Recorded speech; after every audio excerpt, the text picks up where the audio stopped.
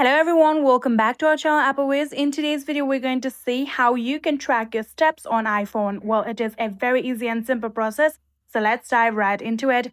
So there are two different apps that you can try in order to track your steps. The first one is Fitness app and the second one is Health app. So simply just open your Fitness app first, and in here you can see there is the option of step counts. Here you can tap on step counts, and just like this, here you can see this is your movement of today, and just like this the iPhone tracks your steps automatically.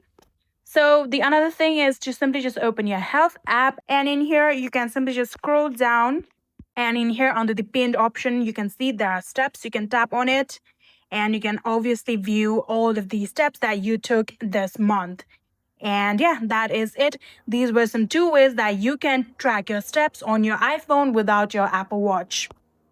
I hope this video was helpful to you guys. If it was, please do not forget to hit that subscribe button and like our video. Thank you so much for watching. See you in the next.